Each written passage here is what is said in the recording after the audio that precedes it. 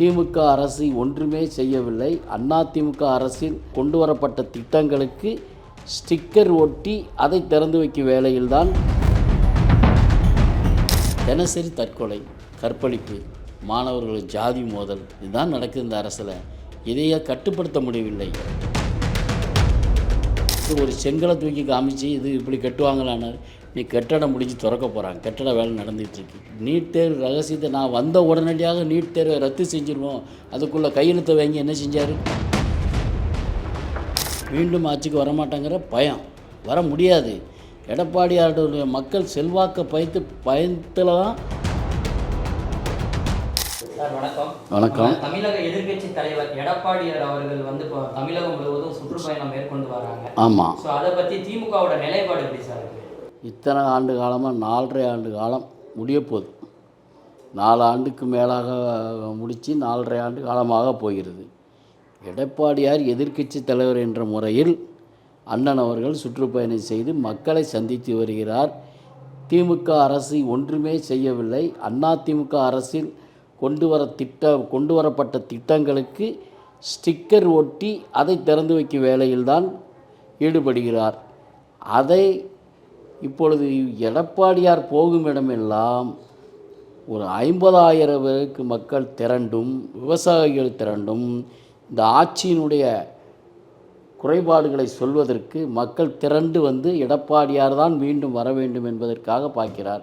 பழைய குருடி கதவை திற என்கிற நிலையில் ஸ்டிக்கர் ஒட்டி வச்சு எதையாவது திறக்க வேண்டும், எதையாவது பண்ண வேண்டும். உங்களில் ஒருவன், மக்களில் ஒருவன், இப்படி ஒன்றுமே செய்யாத ஒருவனாக வளம் வந்து கொண்டிருக்கிறார். நம்ம அதிமுக ஆட்சி காலத்தில் வந்து கொண்டு வந்த நலத்திட்டங்கள்லாம் மக்களுக்கு என்ன செய்ய வேண்டும்? லேப்டாப், சைக்கிள், படிப்பு குழந்தைகளுக்கும் சைக்கிள், புத்தகம், அப்புறம் யூனிஃபார்ம், அப்புறம் சத்துணவு, அதுக்கப்புறம் காலுக்கு போடக்கூடிய ஷூ, இவைகள் அனைத்தையும் கொடுத்தவர் புரட்சி தலைவி அம்மா.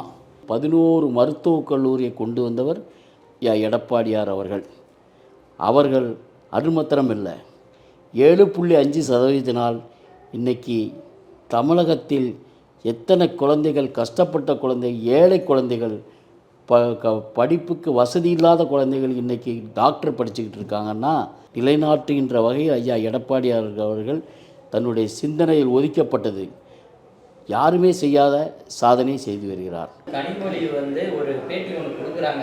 தமிழகத்தில் வந்து இளம் விதவைகள் அதிகமாகிட்டாங்க இந்த டாஸ்மார்க்னால. ஆமாம் அப்படின்னு எடப்பாடியாரை பற்றி எப்படி இல்லாமல் சொன்னாங்க. இப்போ இவங்க ஆட்சிக்கு வந்து 4.5 ஆண்டு காலம் ஆட்சி. இவங்க வந்து என்ன பண்ணிட்டாங்க? அதை விட 3 மடங்கு இளம் விதவைகள் ஆகிட்டாங்க. கள்ளக்குறிச்சி சம்பவம் உங்களுக்கு தெரியும். சாராய வியாபாரம், எங்கே பார்த்தாலும் சாராயம், மணல் கொள்ளை, போலீஸில் அடித்து கொல்லப்பட்டவர்கள். இந்த ஆட்சியில் என்ன நடக்கு? ஏதாவது ஒரு இது நல்லது நடக்கா? எங்கே பார்த்தாலும் கலவரம், தினசரி தற்கொலை, கற்பழிப்பு, மாணவர்கள் ஜாதி மோதல் இதுதான் நடக்குது இந்த அரசில். இதையே கட்டுப்படுத்த முடியவில்லை. அவரால் எந்த இதையும் கட்டுப்படுத்த முடியாத பொம்மை முதலமைச்சராக எங்கள் தலைவர் சொன்ன மாதிரி பொம்மை முதல்வராக இன்று செயல்பட்டு கொண்டிருக்கின்றார். தமிழகத்தில் வந்து சட்டம் ஒழுங்கு எப்படி சார்? சட்டம் ஒழுங்கு சந்தி சிரிக்கிறது. சட்டம் ஒழுங்குங்கிறதே இல்லை. உங்களுக்கு தெரியாத ஒன்றும் இல்லை. எங்கே பார்த்தாலும் கொள்ளை சம்பவங்கள் அதிகமாக நாளுக்கு நாள் அதிகமாகிட்டு அதை மறைக்காங்க, அவ்வளோதான். நீட் தேர்வு ரகசியம்னு வந்து சொன்னார். ஆமாம், அது 4.5 வருஷமாக அந்த ரகசியத்தை இன்னும் சொல்ல முடியல. அதே மாதிரி ஒரு செங்கலை தூக்கி காமிச்சு இது இப்படி கட்டுவாங்களானார். நீ கட்டடம் முடிஞ்சு திறக்க போகிறாங்க, கட்டட வேலை நடந்துகிட்ருக்கு. அவர் வந்து நீட் தேர்வு ரகசியத்தை நான் வந்த உடனடியாக நீட் தேர்வை ரத்து செஞ்சுருவோம், அதுக்குள்ளே கையெழுத்தை வாங்கி என்ன செஞ்சார்? குப்பையில் போட்டார். இவர் என்ன செஞ்சார்? பெட்டியில் வச்சு பூட்டினது இன்னும் சாவி காணாமல் போயிட்டு அது எப்போ இந்த எடுக்க போகிற கடைசியில் வீட்டுக்கு போகும்போது தான் அந்த பெட்டியை தூக்கிட்டு போவார். இப்போ 4.5 ஆண்டு காலமாக மக்களை சந்திக்காத ஸ்டாலின் அரசு வந்து இப்போ திடீர்னு மக்களை சந்திக்க காரணம் என்ன சார்? பயம். மீண்டும் ஆட்சிக்கு வரமாட்டாங்கிற பயம், வர முடியாது. எடப்பாடியாருடைய மக்கள் செல்வாக்கை பயத்தில் தான் இப்போ அவர் பண்ணுதார். வெளியே வரலையே. இப்படி மக்கள்கிட்ட எப்படி போனார் ஒருவன்? இதில் நாங்கள் என்ன பண்ணியிருக்காரு? வந்து கலைஞருக்கு சிலை, மக்களுக்கு என்ன சாதனை? தொழிற்சாலைகள் வந்திருக்கா? எடப்பாடியார் கொண்டு வந்த திட்டம் தான். எல்லா திட்டமும் இன்றைக்கி நமது ஸ்ரீபெரும்புதூரில் வந்து தொழிற்சாலை அதிகமாக இருக்குன்னா இப்போது அது ஒன்று. ரெண்டாவது, நம்ம இப்போ சிப்காட்டில் நம்ம திருநெல்வேலி இருக்கிற கங்கைவனம் சிப்காட்டில் அதிகமான தொழிற்சாலைகள் இருக்குன்னா அதற்கு காரணம் ஐயா எடப்பாடியார் அவர்கள் தான். அதிமுக ஆட்சி காலத்தில் கொண்டு வந்த பல்வேறு திட்டங்களை வந்து இப்போ இவங்க வந்து நாங்கள் தான் செயல்படுத்துகிறேன்னு இவங்க ஒரு போலியான நாடகம். ஸ்டிக்கர், அதுதான் எடப்பாடியை தெளிவாக சொல்லுவார். ஸ்டிக்கர் ஒட்டுற தம்பி, நீ ஸ்டிக்கர் ஒட்டுற. இன்றைக்கி பாருங்கள், ஒரு கிராமத்தில் ஒரு செவிலியர் ஒரு டாக்டரை ஏற்படுத்தி கொடுத்தவர் புரட்சித் தலைவி அம்மா. அதை செயல்படுத்தியவர் ஐயா எடப்பாடியார். அதே மாதிரி எடப்பாடியார் வந்து திருப்பி மீண்டும் அதுக்கு டாக்டர் போட்டு நகரங்கள்லேயும் அதை செயல்படுத்தி கொண்டு வந்தவர் எடப்பாடியார்.